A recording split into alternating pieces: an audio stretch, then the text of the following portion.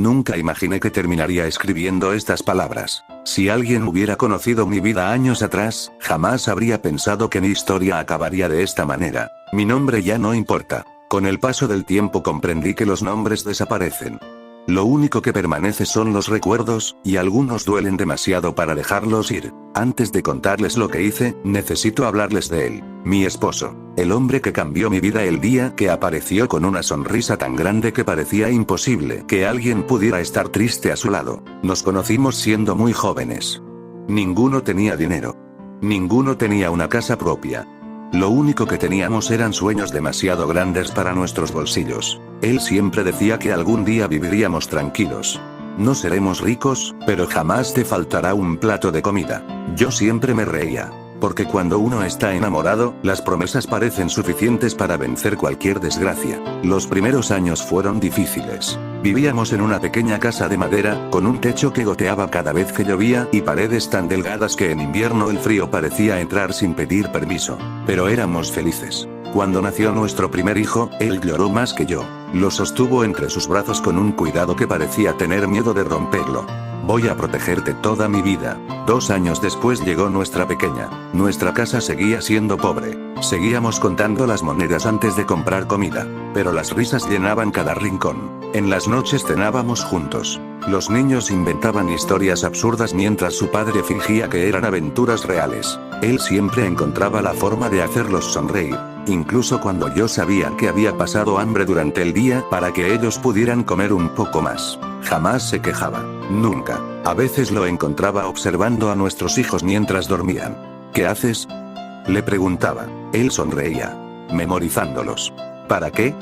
Porque cuando sean grandes, quiero recordar exactamente cómo eran cuando todavía cabían entre mis brazos. Yo me burlaba de él. Le decía que era demasiado sentimental. Hoy daría cualquier cosa por volver a escuchar esa conversación. Los años pasaron. Los gastos comenzaron a crecer. Nuestro hijo necesitaba útiles escolares. La pequeña enfermaba con frecuencia y las medicinas eran cada vez más caras. El trabajo que tenía mi esposo apenas alcanzaba para sobrevivir, hasta que una tarde llegó con una expresión distinta. No era felicidad, era esperanza. Encontré otro trabajo. Recuerdo que sentí un escalofrío. ¿Dónde? Él dudó unos segundos antes de responder. En una constructora. Dicen que pagan el doble. Fruncí el ceño. Si pagan tanto, debe ser peligroso. Él evitó mirarme. Eso fue suficiente para entender que yo tenía razón. Solo será unos meses, me prometió mientras tomaba mis manos. Lo suficiente para arreglar la casa, comprarle zapatos nuevos a los niños, quizá hasta podamos ahorrar un poco. Negué con la cabeza. No quiero perderte. Él sonrió con esa calma que siempre lograba convencerme. No me vas a perder. Tengo demasiadas razones para volver a casa. Esa noche cenamos juntos. Los niños hablaban emocionados porque su padre les prometió que pronto podrían ir al parque de diversiones que veían anunciado en la ciudad. Antes de dormir, nuestro hijo le preguntó: «Papá, cuando sea grande ¿puedo trabajar contigo?». Él permaneció en silencio. Luego acarició su cabeza. «No». «¿Por qué?». «Porque quiero que estudies. Quiero que tengas un trabajo donde regreses a casa sin heridas en las manos». Nuestro hijo hizo un pequeño puchero. «Pero yo quiero ser fuerte como tú». Mi esposo sonrió. Ser fuerte no significa cargar cosas pesadas. Ser fuerte es cuidar de las personas que amas. Esas fueron las últimas palabras que mis hijos escucharon de su padre, porque a la mañana siguiente salió de casa como cualquier otro día. No recuerdo cuánto tiempo permanecí inmóvil cuando tocaron la puerta aquella tarde. Solo recuerdo el rostro de 2 hombres. Llevaban cascos amarillos bajo el brazo y evitaban mirarme a los ojos. Antes de que dijeran una sola palabra, mi corazón ya conocía la verdad. ¿Es usted la esposa de...?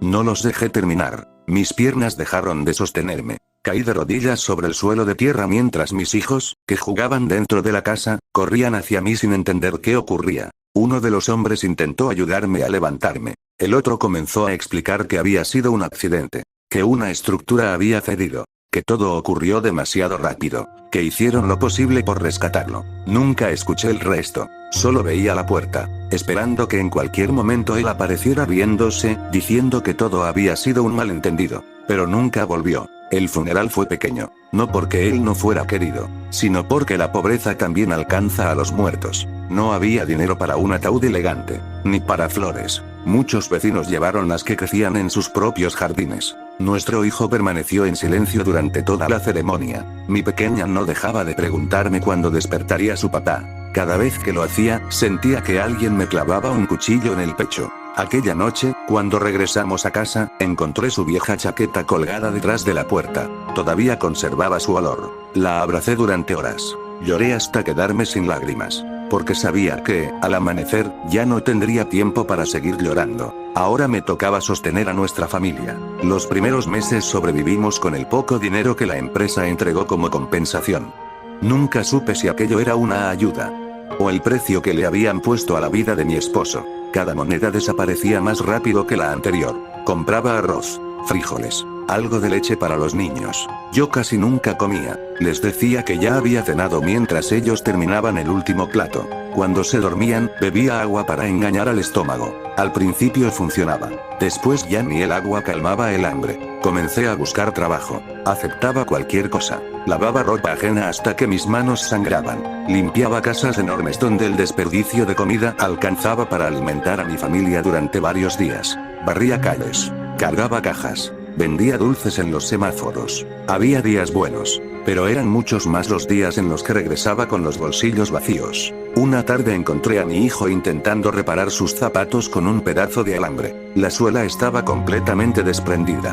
Mamá, así todavía sirven. Sonrió, pero yo sabía que le dolían los pies cada vez que caminaba. Esa noche esperé a que ambos se durmieran. Tomé aquellos zapatos viejos. Los abracé, y lloré en silencio para no despertarlos. Las deudas comenzaron a llegar. El dueño de la casa me dio unos meses para pagar. Vendí la televisión, luego la mesa, después el refrigerador, más tarde las pocas joyas que había heredado de mi madre. La casa comenzó a sentirse vacía, como si poco a poco alguien estuviera arrancando los recuerdos de nuestras paredes. Una vecina me habló de un trabajo nocturno. No hizo falta que explicara mucho. Entendí de inmediato. Pasé varios días rechazando la idea. Pero el hambre termina venciendo incluso al orgullo. La primera noche sentí que dejaba una parte de mí en aquella calle. Cada madrugada regresaba antes de que mis hijos despertaran. Ellos creían que limpiaba oficinas durante la noche. Jamás permití que conocieran la verdad. Si tenía que cargar con esa vergüenza, sería solo mía. Los meses siguieron pasando.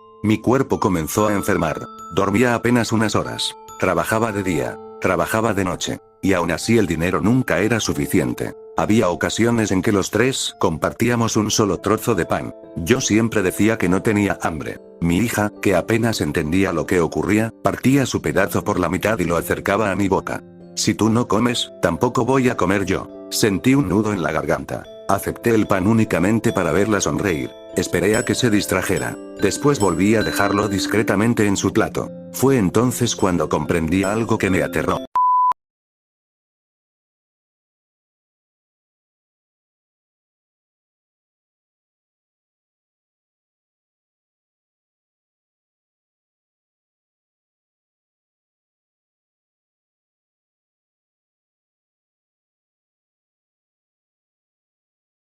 No importaba cuánto luchara, no importaba cuánto trabajara, no importaba cuántas veces sacrificara mi dignidad, estábamos perdiendo la batalla, y por primera vez desde la muerte de mi esposo.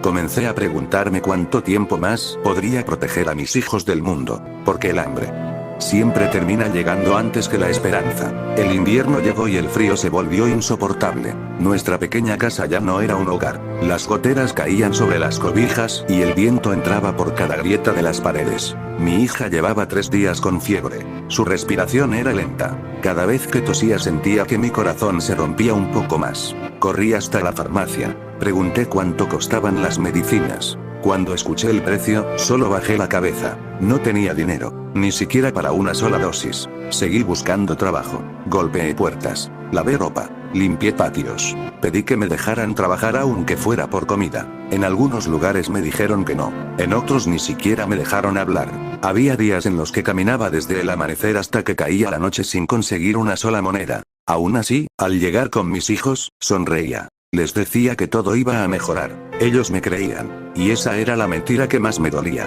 Pocos días después, el dueño de la casa llegó acompañado de 2 hombres. No levantó la voz. No fue grosero. Simplemente dijo que ya no podía esperar más. Teníamos que irnos. Metimos nuestras pocas pertenencias en una vieja bolsa. Una cobija, Algo de ropa. La fotografía donde aparecíamos los cuatro. Nada más. Aquella noche dormimos bajo el techo de un edificio abandonado. Abracé a mis hijos para que no sintieran tanto frío. Mi hijo intentó hacerse el valiente. Mamá, yo no tengo hambre. Sabía que mentía. No habíamos comido desde la mañana anterior. Mi hija apenas podía mantenerse despierta. La abracé con fuerza mientras, por primera vez, sentía que estaba perdiendo la batalla. Al amanecer fui a la iglesia. Pregunté si podían ayudarme. Me dieron un poco de pan y una taza de sopa. Agradecí con lágrimas en los ojos. Pero aquello solo alcanzaba para un día. Un solo día. ¿Qué pasaría después? Mientras caminaba por la calle vi a mis hijos compartir el último pedazo de pan. Ninguno quiso quedarse con la porción más grande. Los observé desde lejos. Y comprendí que, si seguían conmigo, tarde o temprano el hambre terminaría arrebatándomelos. Esa noche no dormí. Pensé en mi esposo. Pensé en la promesa que me hizo. Pensé en la promesa que yo le había hecho de cuidar siempre de nuestros hijos. Sentía que estaba fallándole. Pero también sabía que ya no podía protegerlos. Con las manos temblando encontré un pedazo de cartón. Busqué un marcador casi sin tinta. Intenté escribir varias veces. Rompí un cartón, luego otro. No podía hacerlo. Cada palabra dolía más que la anterior. Finalmente respiré hondo y escribí: vendo a mis hijos para sobrevivir.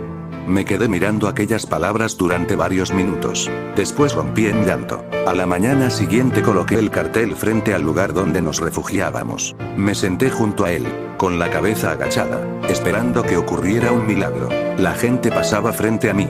Algunos me insultaban. Otros me llamaban monstruo. Una mujer me escupió a los pies. Un hombre dijo que yo no merecía ser madre. Nadie preguntó por qué había llegado hasta ese punto. Nadie quiso escuchar mi historia. Solo juzgaban. Y seguían caminando. Cuando el sol comenzaba a ocultarse, un automóvil negro se detuvo frente a mí.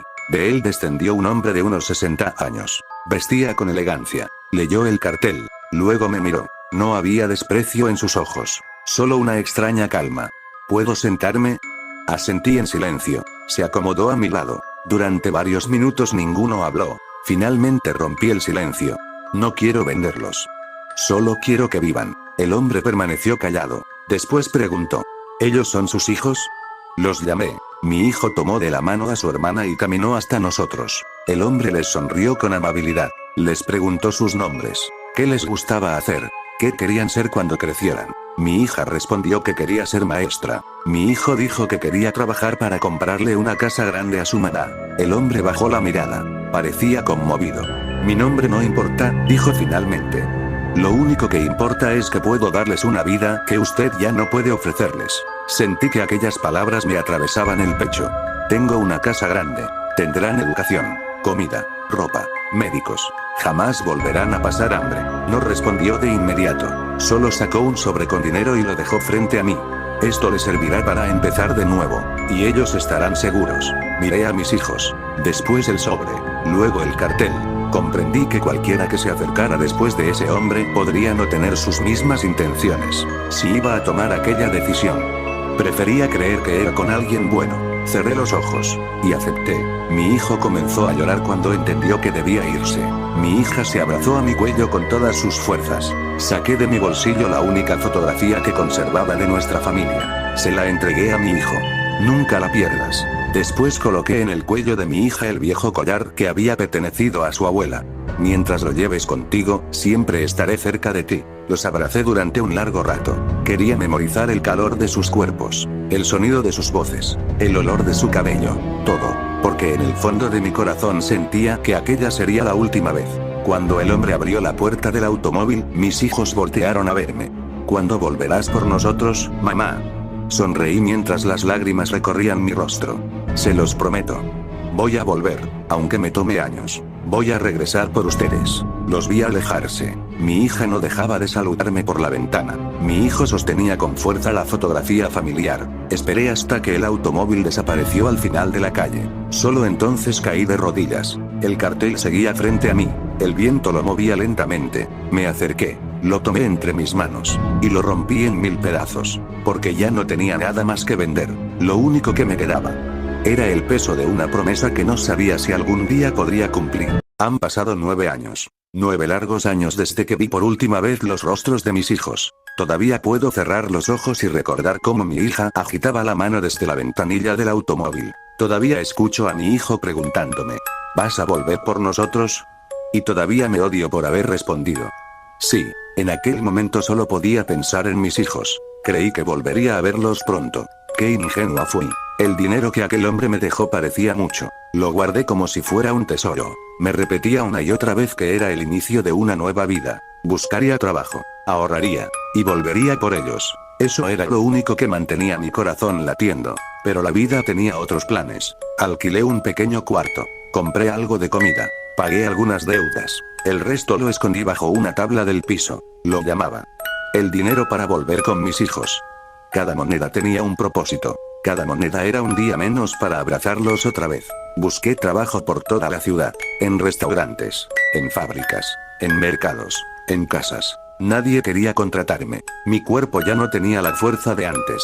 Dormía apenas unas horas. Las pesadillas me despertaban cada noche. Siempre soñaba lo mismo. Mis hijos me llamaban. Yo corría hacia ellos. Pero nunca lograba alcanzarlos. Los meses se convirtieron en un año. El dinero comenzó a desaparecer. Una enfermedad terminó con los últimos ahorros. No pude pagar el cuarto. Me echaron. Otra vez me encontré sola. Con una bolsa de ropa. Una fotografía familiar. Y un corazón completamente roto. Nunca dejé de buscarlos. Preguntaba por todas partes si alguien conocía a un hombre elegante que viajaba en un automóvil negro. Describía su rostro, su voz, su forma de vestir. Nadie sabía de quién hablaba. Algunos pensaban que estaba loca. Otros simplemente seguían caminando. Con el tiempo dejé de preguntar. No porque hubiera dejado de buscarlos, sino porque comprendí que no tenía ninguna pista. Era como si aquel hombre jamás hubiera existido. Los años pasaban. Yo seguía viviendo en la calle. Aprendí que parques eran más seguros para dormir,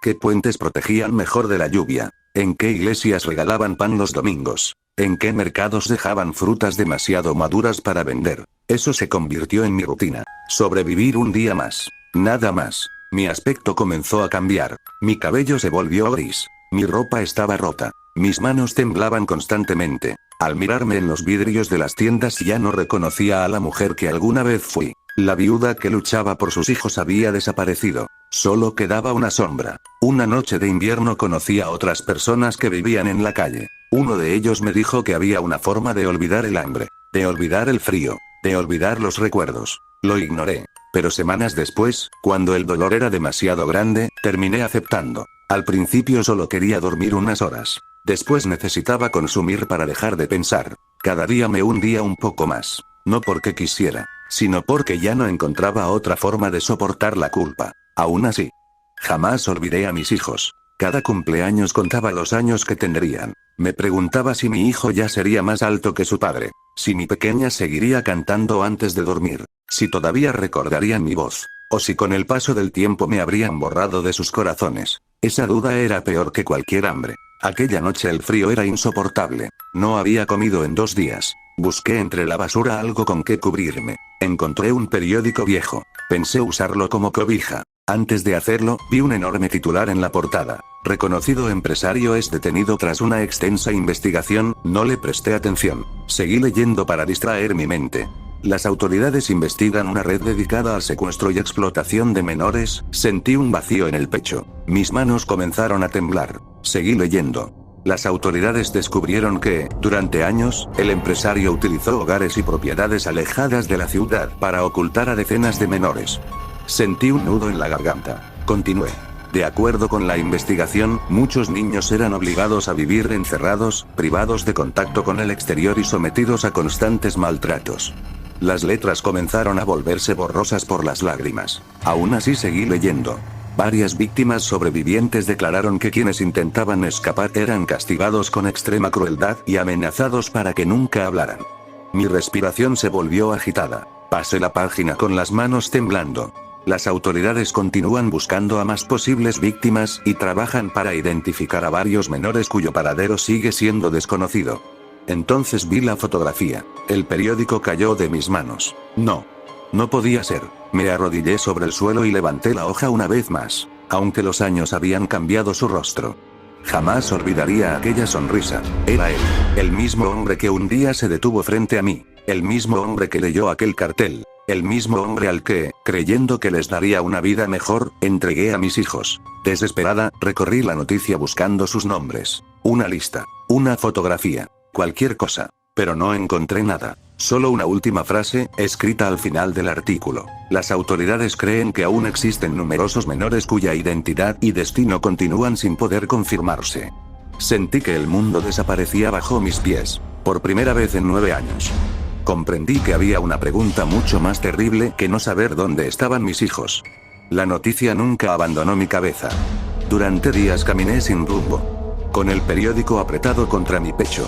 Lo leía una y otra vez. Buscaba sus nombres. Una fotografía. Una fecha. Algo.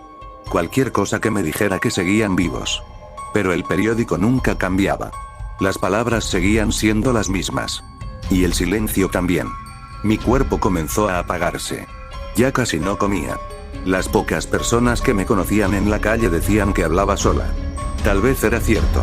A veces creía escuchar la risa de mi hija entre la gente. Otras veces estaba convencida de haber visto a mi hijo caminando al otro lado de la avenida. Corría detrás de ellos. Pero siempre desaparecían. Comprendí que mi mente ya no distinguía los recuerdos de la realidad. Solo vivía para hacerme una pregunta. ¿Dónde están mis hijos? Una mañana encontré un lápiz casi gastado. También encontré unas hojas arrugadas dentro de un bote de basura. Las alisé con cuidado. Respiré profundamente. Y por primera vez en muchos años, decidí escribirles. No sabía si alguien encontraría aquella carta. No sabía si ustedes seguían vivos. Pero necesitaba hablarles una última vez. Para mis pequeños, si están leyendo esto, entonces Dios fue más misericordioso conmigo de lo que yo merecía. No sé cuántos años tienen ahora. No sé si siguen llamándose igual. No sé si aún recuerdan mi rostro. Pero yo jamás olvidé el de ustedes. Ni un solo día. Todavía recuerdo la primera vez que los sostuve entre mis brazos. Todavía recuerdo sus primeras palabras. Sus primeras caídas. Sus primeras risas. Todavía recuerdo cómo su papá los abrazaba mientras decía que algún día tendrían una vida mejor. Perdónenme, no pude cumplir esa promesa. Sé que tal vez me odien. Y tienen todo el derecho. Para ustedes, yo fui la madre que los vendió. La madre que los dejó ir. La madre que no volvió. Pero quiero que sepan algo. Nunca hubo un solo día en que dejara de buscarlos con el pensamiento. Nunca hubo una sola noche en la que no llorara por ustedes. Cada cumpleaños imaginaba cuánto habrían crecido. Cada Navidad miraba al cielo preguntándome si también estarían viendo las mismas estrellas. Viví 9 años abrazando una fotografía, porque era lo único que me quedaba de nuestra familia. Creí que aquel hombre les daría una vida que yo jamás podría ofrecerles. Creí que tendrían comida. Una cama. Una escuela. Creí que estaban seguros. Hoy sé que fui una tonta. Una madre desesperada, es capaz de creer cualquier promesa. Y esa fue mi condena. Leí el periódico. Vi su rostro. Y desde entonces, ya no puedo dormir. Cada vez que cierro los ojos imagino cosas diferentes. En unas siguen vivos. En otras me llaman. En otras, no puedo seguir escribiendo. Mis manos tiemblan demasiado. Perdónenme por haber escrito aquel cartel. Perdónenme por no haber encontrado otra salida. Perdónenme por no haber sido suficiente. Una madre debería proteger a sus hijos. Yo los entregué. A veces cierro los ojos y todavía los veo jugando en aquella casita donde vivíamos los 4. Su padre está sentado riendo. Mi hija corre por el patio. Mi hijo me toma de la mano. Todo vuelve a estar bien. Entonces despierto. Y recuerdo que estoy sola. Muy sola. Escucho la voz de su padre.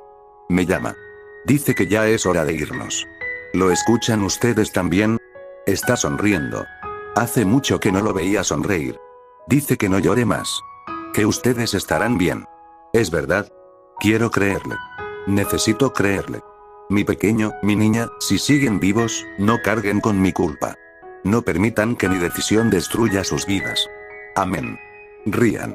Formen una familia. Y, si algún día tienen hijos, abrácenlos muy fuerte. Más fuerte de lo que yo pude abrazarlos aquella última vez. Tengo frío. Mucho frío. Pero ya no duele. Creo que pronto podré descansar. Mis ojos se están cerrando. Cada vez cuesta más escribir. Si alguna vez encuentran esta carta, no recuerden a la mujer que puso un cartel diciendo que vendía a sus hijos. Recuerden a la madre que los amó tanto, que creyó estar salvándolos. Los amo. Los amé desde antes de que nacieran. Y los seguiré amando, hasta después de mi último respiro. Perdónenme, con todo mi corazón, perdónenme, mamá. Dicen que unos días después encontraron a una mujer sin vida en un callejón, abrazando un periódico viejo y una carta manchada por las lágrimas. Nadie conocía su nombre. Nadie reclamó su cuerpo. La enterraron como una desconocida. La carta nunca llegó a sus destinatarios. Y hasta el día de hoy, nadie sabe qué ocurrió con aquellos dos niños. Mom? Mom? Where were you? Why didn't you save me? Why didn't you protect me? I was dying and you didn't even notice. You were supposed to be there for me, Mama. I was hurting. I was losing my life. And where were you? Please save me, Mama. I'm scared.